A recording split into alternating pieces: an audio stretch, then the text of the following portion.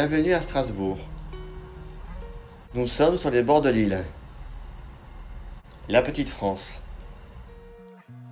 La Petite France est un quartier pittoresque du centre-ville historique de Strasbourg.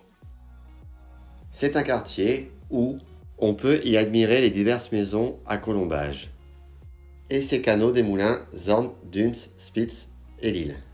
On y voit aussi ce magnifique monument lumineux, le barrage Vauban, qui est en fait un pont écluse. Mais également ces tours fortifiées, elles sont 4, sur le passage des ponts couverts. Elles furent construites entre 1230 et 1250. On revient sur nos pas au cœur même de la Petite France.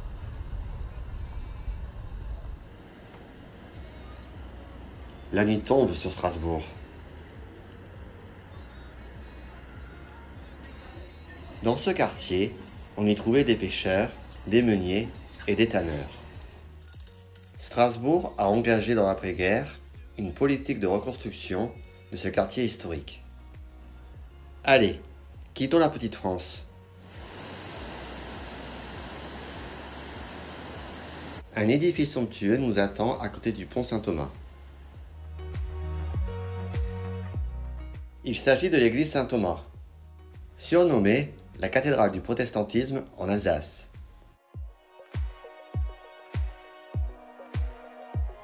L'église Saint-Thomas a connu 2 incendies.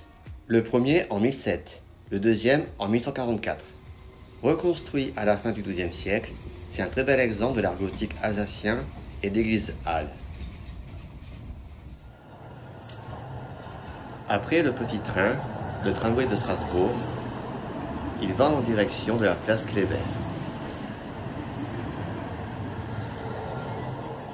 Une jolie vue nocturne en passant du magasin Les Galeries Lafayette, créé en 1912. Nous sommes arrivés place Kléber, principale place publique du centre-ville de Strasbourg. C'est un grand lieu de ralliement et de rencontre. Ce bâtiment éclairé, c'est l'Aubette. Il fut construit en 1778.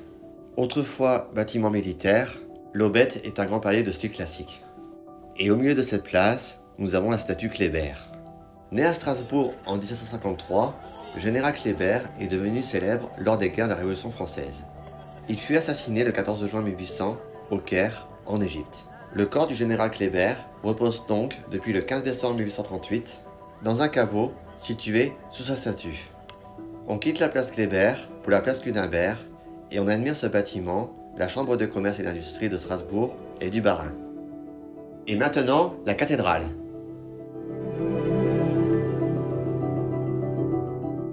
Devrais-je plutôt dire la cathédrale Notre-Dame de Strasbourg. Elle fut fondée en 1015 sur les vestiges d'une précédente cathédrale. Construite en grès rose des Vosges, il a fallu près de 300 ans de travail pour achever ce prodige du gigantesque et du délicat, comme le disait Victor Hugo. Entre 1647 et 1874, elle fut le plus haut édifice du monde. De style gothique, et avec sa flèche culminant à 142 mètres, elle est aujourd'hui la deuxième cathédrale la plus élevée de France, après celle de Rouen.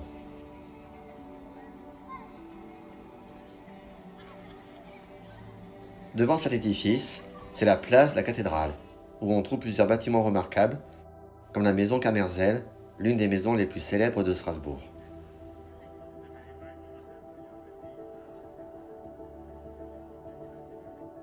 Pour finir, rejoignons les bords de l'île pour un spectacle qui va bientôt commencer au Palais Rouen, à côté de la cathédrale.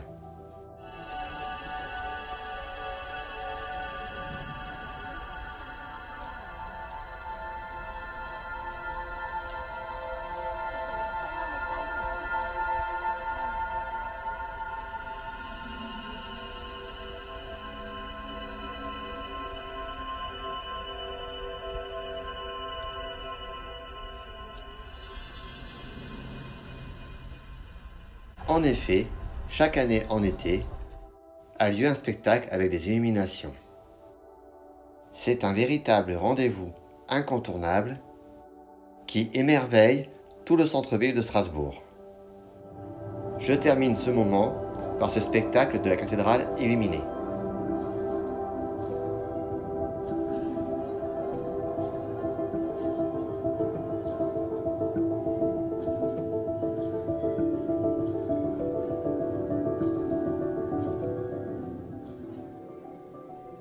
C'est beau Strasbourg la nuit.